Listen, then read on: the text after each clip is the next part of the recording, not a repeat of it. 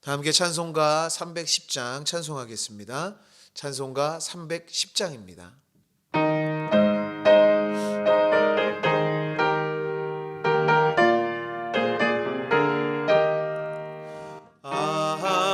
하나님의 은혜로 있을 데 없는 자 왜 구속하여 주는지 난 알 수 없도다.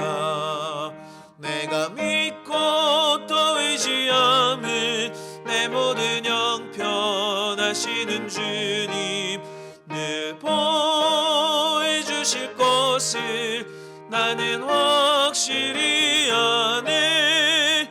왜 내게 굳센 믿음과 또 복음 주셔서 내 맘이 항상 편한지 난 알 수 없도다.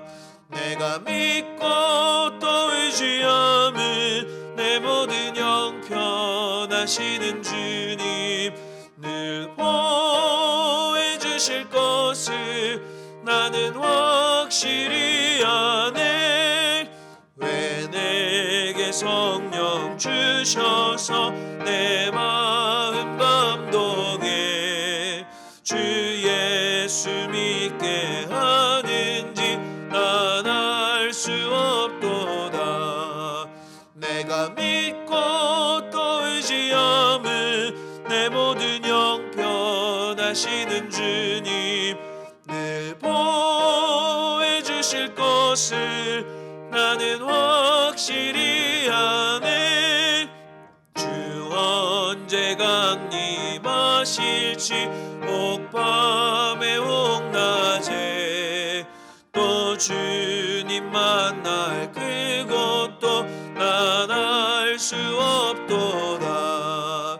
내가 믿고 또 의지함은 내 모든 형편하시는 주님 늘 보호해 주실 것을 나는 확실히 아네. 찬송가 302장 힘차게 박수하시며 찬송하겠습니다. 찬송가 302장입니다.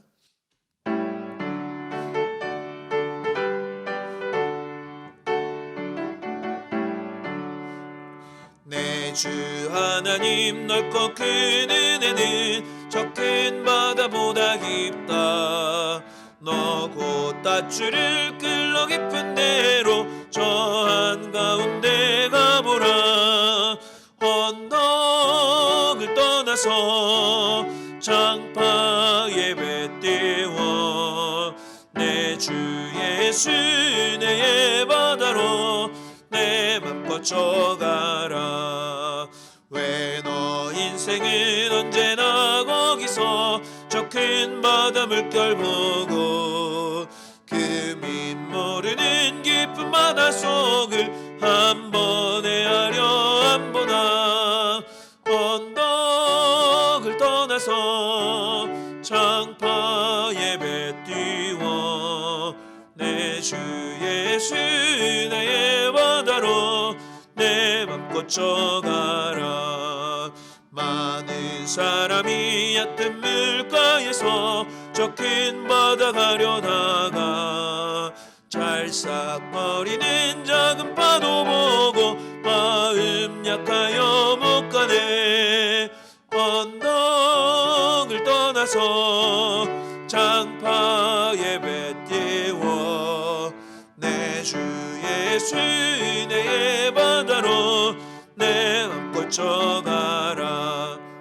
자 곧 가거라 이제 곧 가거라 저 큰 은혜 바다 향해. 자 곧 내 너를 저 깊은 데로 가라 망망한 바다로. 언덕을 떠나서 장파에 뱉띄워 내 주 예수 은혜의 바다로 내 맘 거쳐가라. 오늘의 성경 말씀은 신약 마태복음 18장 21절에서 35절의 말씀입니다. 신약 마태복음 18장 21절에서 35절까지의 말씀을 저와 여러분들이 한 절씩 교독하여 읽도록 하겠습니다. 그때 베드로가 나와 이르되 주여, 형제가 내게 죄를 범하면 몇 번이나 용서하여 주리이까? 7번까지 하오리이까? 예수께서 이르시되 내게 이르노니 7번뿐 아니라 7번을 70번까지라도 할지니라. 그러므로 천국은 그 종들과 결산하려 하던 어떤 임금과 같으니 결산할 때에 10,000달란트 빚진 자 하나를 데려오매 갚을 것이 없는지라 주인이 명하여 그 몸과 아내와 자식들과 모든 소유를 다 팔아 갚게 하라 하니, 그 종이 엎드려 절하며 이르되 내게 참으소서, 다 갚으리이다 하거늘 그 종의 주인이 불쌍히 여겨 놓아 보내며 그 빚을 탕감하여 주었더니 그 종이 나가서 자기에게 100데나리온 빚진 동료 한 사람을 만나 붙들어 목을 잡고 이르되 빚을 갚으라 하니 그 동료가 엎드려 간구하여 이르되 나에게 참아 주소서, 갚으리이다 하되 허락하지 아니하고 이에 가서 그가 빚을 갚도록 오게 가두었네. 그 동료들이 그것을 보고 몹시 딱하게 여겨 주인에게 가서 그 일을 다 알리니, 이에 주인이 그를 불러다가 말하되 악한 종아, 내가 빌기에 내가 내 빚을 전부 탕감하여 주었거늘 내가 너를 불쌍히 여김과 같이 너도 내 동료를 불쌍히 여김이 마땅하지 아니하냐 하고.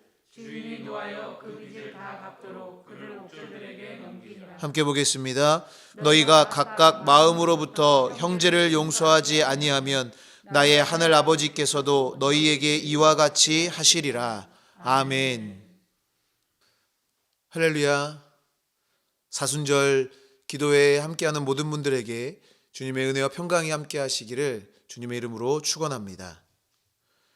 그리스도인으로 살면서 가장 힘들고 어려운 일이 무엇일까요?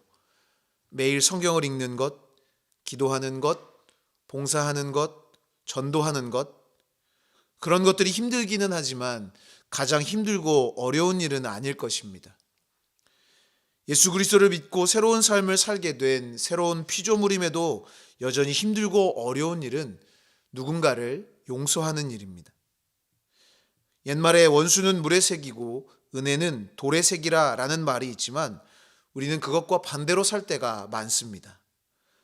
은혜를 받은 것은 당연하게 여겨서 잊어버리기 일쑤이면서 원수는 마음의 색이고 새겨 절대로 잊어버리지 않으려고 합니다. 이런 인간의 본성을 알고 계신 여호와 하나님께서 출애굽한 이스라엘 백성들에게 주신 말씀인 레위기 24장 20절에 상처에는 상처로, 눈에는 눈으로, 이에는 이로 갚으라고 말씀하셨습니다. 사랑의 하나님이 하신 말씀이라고 보기에는 너무 인정이 없어 보이기도 합니다. 하지만 인간은 받은 대로만 갚아도 크게 문제될 것이 없습니다. 인간의 본성은 받은 것 이상으로 원수를 갚고자 하기 때문에 하나님은 받은 만큼만 갚아도 문제가 커지지 않을 것을 말씀하신 것입니다.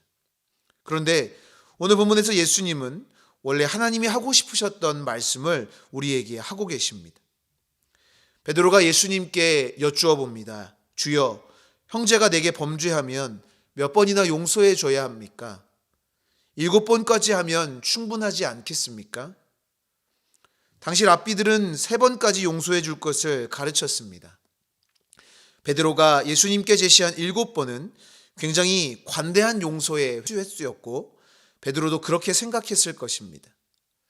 그런데 예수님은 자신의 관대한 용서 횟수로 인해 칭찬받게 될 줄 생각하고 있던 베드로에게 충격적인 말씀을 하십니다. 베드로야, 7번까지만 하지 말고 7번을 70번, 즉 490번 정도는 해야 하지 않겠느냐. 예수님은 횟수를 생각하지 말고 용서해 줄 것을 말씀하신 것입니다. 누가복음 23장 34절에서 예수님은 자신의 십자가에 못 박은 사람들을 용서해 줄 것을 하나님께 간구하십니다. 이에 예수께서 이르시되 아버지, 저들을 사하여 주옵소서, 자기들이 하는 것을 알지 못함이니이다 라고 말씀하십니다. 결국 베드로에게 하셨던 용서의 말씀을 자신의 삶으로 보여주신 것입니다. 하나님의 자녀로 살면서 용서하기는 여전히 힘들고 어려운 일입니다. 그러나 예수님이 말씀하시고 생명을 다해 보여주셨던 용서는 힘들고 어려운 일이지만 우리 믿는 성도들이 무조건 반드시 해야 하는 일이기도 합니다. 힘들고 어려운 용서의 삶을 어떻게 살아낼 수 있을까요? 오늘 말씀을 중심으로 몇 가지로 살펴보며 은혜를 나누고 기도의 제목을 삼고자 합니다. 첫 번째로 우리가 받은 은혜는 하나님의 선물입니다. 용서에 대해 말씀하시며 예수님은 베드로에게 비유로 말씀하셨습니다. 본문 24절에서 만달란트 빚진 자라는 표현은 당시 사람들의 생활 수준에서는 평생을 벌어도 다 벌지 못할 금액을 비유로 말씀하신 것입니다. 그리고 27절에 그 종의 주인이 불쌍히 여겨 놓아보내며 그 빚을 탕감하여 주었다라고 합니다. 갚을 능력이 전혀 없는 사람에게 임금이 은혜를 베풀어 그 빚을 탕감해 주었음을 말하고 있는 것입니다. 즉, 빚을 탕감받은 사람이 받은 은혜는 우리의 힘과 노력으로는 불가능한 오직 하나님의 은혜로만 가능하다는 것을 말하고 있는 것입니다. 25절에서도 임금에게 빚진 사람의 상태에 대해 분명하게 말해줍니다. 갚을 것이 없는지라. 그 어떤 방법과 노력으로도 임금에게 진 빚을 갚을 수 없는 상태라는 것입니다. 이러한 사실은 우리도 마찬가지입니다. 우리는 하나님의 영광에 이를 수 없는 부족한 사람들입니다. 왜냐하면 원죄에서부터 시작된 죄의 문제에 얽매여 있기 때문입니다. 이런 죄의 문제에 얽매여 있으면 결과는 불을 보듯 뻔합니다. 로마서 6장 23절에서 사도 바울은 죄의 삭은 사망이라고 말했습니다. 그런데 죄로 인해 하나님의 영광에 이를 수 없었던 우리의 힘과 노력으로 죄의 문제를 해결할 수 없었던 갚을 능력이 없는 우리를 위해 하나님이 은혜의 선물을 주셨습니다. 우리 대신 빚을 갚아주시고 우리에게 자유를 허락하신 것입니다. 사도 바울은 에베소서 2장 7절에서 8절에 이렇게 말합니다. 이는 그리스도 예수 안에서 우리에게 자비하심으로써 그 은혜의 지극히 풍성함을 오는 여러 세대에 나타내려 하심이라. 너희는 그 은혜에 의하여 믿음으로 말미암아 구원을 받았으니 이것은 너희에게서 난 것이 아니요 하나님의 선물이라. 죽을 수밖에 없는 우리를 불쌍히 여기시고 사랑하셔서 예수 그리스도로 대신 값을 지불하시고 생명의 삶을 선물해 주셨다는 것입니다.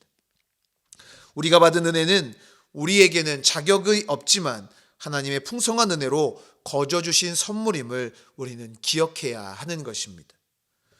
우리가 받은 용서의 은혜는 전적인 하나님의 선물임을 기억하며 용서의 삶을 사는 우리 모두가 될 수 있기를 주님의 이름으로 간절히 축원합니다. 두 번째로 받았으니 베풀며 살아야 합니다. 임금은 엄청난 빚을 탕감해 주면서 아무런 말도 하지 않았습니다. 그런데 분명 빚을 탕감받은 사람이 받은 은혜에 감사하여 나누고 베풀며 살기를 원했을 것입니다. 빚을 탕감해 준 자리에서는 말하지 않았지만 불미스러운 일이 일어난 뒤 다시 만난 자리에서 임금이 한 말을 보면 그 임금의 마음을 분명히 알 수 있습니다. 본문 33절 말씀입니다. 내가 너를 불쌍히 여김과 같이 너도 내 동료를 불쌍히 여김이 마땅하지 아니하냐. 100데나리온이 적은 돈은 아니었습니다. 오늘날로 치면 대략 1,000만 원이 넘는 그런 금액이었습니다. 그러니 적다고 말할 수 없는 돈입니다. 하지만 100데나리온만 놓고 보면 분명히 많은 돈이지만 그 이전에 자신이 받았던 은혜는 지금 자신이 받아야 할 것에 비할 수 없이 큰 것이기에 받은 은혜를 베풀어야 마땅했다는 것입니다. 그런데 우리는 현재 내가 받은 상처와 아픔 때문에 내가 받은 은혜를 생각하지 못합니다. 당장 내가 받은 상처와 아픔만 보일 뿐입니다.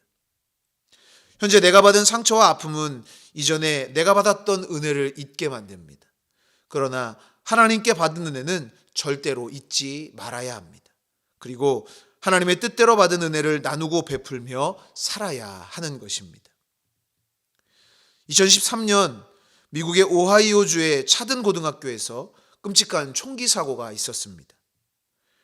TJ 레인이라는 학생이 학교에 총을 가지고 들어와 점심시간에 다른 학생들을 쏘기 시작했는데 이 일로 3명이 죽고 2명이 중태에 빠졌습니다. 그런데 희생자 중 한 명인 드미트리 슐린의 어머니는 심경을 묻는 방송과의 인터뷰에서 예수님의 마음으로 가해자를 용서한다고 말해 큰 화제가 되었습니다. 슐린의 어머니는 방송에서 이렇게 말했습니다. 저는 아들에게 과거 속에서 살지 말고 용서함으로 늘 오늘을 살라고 가르쳤습니다. 하나님의 은혜는 날마다 새롭고 모든 것을 용서할 수 있게 만들기 때문입니다. 그래서 저는 예수님이 십자가에서 보여주신 용서의 마음으로 용서했습니다. 총을 쏜 학생은 자신의 죄를 알지 못했을 것입니다. 담담히 용서를 말하면서도 눈시울을 붉혔던 슐린의 어머니는 아들의 평소 의사에 따라 장기를 기증했고 이로 인해 8명이 새로운 삶을 얻었습니다. 힘들고 어려운 상황이었지만 그러나 받은 은혜를 나누고 베풀기에 충분한 삶을 살았던 것입니다. 주님께 받은 놀라운 큰 은혜를 언제나 가슴에 품고 살 뿐만 아니라 살면서 받은 은혜를 나누고 베푸는 우리 모두가 될 수 있기를 주님의 이름으로 축원합니다. 마지막으로 하나님 앞에 설 때가 있음을 기억해야 합니다. 예수님은 7번씩 70번까지라도 용서하라는 말씀을 더욱 이해하기 쉽게 비유로 말씀하시며 이렇게 말씀을 시작하십니다. 그러므로 천국은 그 종들과 결산하려 하던 어떤 임금과 같다. 또한 본문 마지막 절인 35절에서 너희가 각각 마음으로부터 형제를 용서하지 아니하면 나의 하늘 아버지께서도 너희에게 이와 같이 하시리라 라고 예수님은 말씀하셨습니다. 삶에는 분명히 마지막이 찾아옵니다. 그리고 마지막에 우리는 하나님 앞에 섭니다. 하나님은 우리의 믿음을 보십니다. 우리가 예수 그리스도를 믿었는지를 보십니다. 그리고 우리가 하나님께 받은 은혜에 합당한 삶을 살았는지도 보십니다. 하나님은 우리의 믿음과 받은 은혜에 합당한 삶에 대해 반드시 결산하실 때가 있다는 것입니다. 누구나 하나님이 주신 은혜의 선물을 받을 수 있습니다. 그러나 그 받은 은혜에 합당한 삶을 살지는 못합니다. 우리는 부족하고 연약하니 은혜에 합당한 삶을 살지 못하는 것을 당연하게 생각할 수도 있을 것입니다. 완벽한 용서의 삶을 살지 못할 수는 있습니다. 왜냐하면 우리는 부족하고 연약하기 때문입니다. 하지만 완벽하지 못하더라도 하나님의 말씀에 순종하여 용서하는 삶의 노력은 반드시 있어야 되는 것입니다. 그것이 하나님이 우리에게 원하시는 받은 은혜에 합당하게 사는 삶의 모습인 것입니다. 완벽하진 않아도 하나님의 말씀에 순종하기 위해 치열하게 노력할 때 하나님의 기름 부으심을 통한 놀라운 역사가 우리의 삶에 나타나게 될 줄 믿습니다. 하나님께 받은 놀라운 은혜의 선물을 누릴 뿐만 아니라 받은 은혜를 나누고 베풀며 사는 복된 삶을 살 수 있는 우리 모두가 될 수 있기를 주님의 이름으로 간절히 축원합니다. 기도하겠습니다. 사랑과 은혜의 하나님, 풍성한 사랑으로 우리를 용납하시고 사랑해 주심에 감사드립니다. 갚을 수 없는 사랑을 받은 우리들이 하나님께 받은 은혜와 사랑을 베풀며 살아가게 하시고 하나님 앞에 설 때에 칭찬받는 믿음을 갖게 하여 주시옵소서. 이 시간 주님께 귀한 예물을 구별하여 드린 손길을 축복하사 형통의 복으로 함께하여 주시옵소서. 감사드리며 사랑이 많으신 예수 그리스도의 이름으로 기도하옵나이다. 아멘. 하늘에 계신 우리 아버지여, 이름이 거룩히 여김을 받으시오며 나라가 임하시오며 뜻이 하늘에서 이루어진 것 같이 땅에서도 이루어지이다. 오늘 우리에게 일용할 양식을 주시옵고 우리가 우리에게 죄 지은 자를 사하여 준 것 같이 우리의 죄를 사하여 주시옵고 우리를 시험에 들게 하지 마시옵고 다만 악에서 구하시옵소서. 나라와 권세와 영광이 아버지께 영원히 있사옵나이다. 아멘. 이 시간 함께 공동의 기도 제목으로 합심하여 기도하겠습니다. 먼저 오늘 우리에게 주신 말씀을 기억하며 각자 깨닫게 하신 은혜를 따라서 함께 같이 기도하겠습니다. 나라를 위해 기도하실 때 이 나라의 어려움과 근심과 걱정이 끊어지고 다시금 일상의 삶으로 돌아갈 수 있도록, 또한 대통령과 위정자들을 위하여 함께 같이 기도해 주시고 이 민족의 평화 통일을 위하여 함께 같이 기도하겠습니다. 교회를 위해서 기도하실 때 담임 목사님의 영육의 강건함을 위해 기도해 주시고, 또한 계속 진행 중에 있는 사순절 경건훈련에 모든 성도가 적극적으로 함께하여 은혜를 경험하는 시간이 되기를 위하여 기도하겠습니다. 가정과 자녀를 위해 기도해 주시고 중보하며 기도하실 때 평안 중에 있는 환우들과 어려움 가운데 있는 성도들과 이웃들을 위해 중보하며 기도하겠습니다. 다 함께 기도하겠습니다.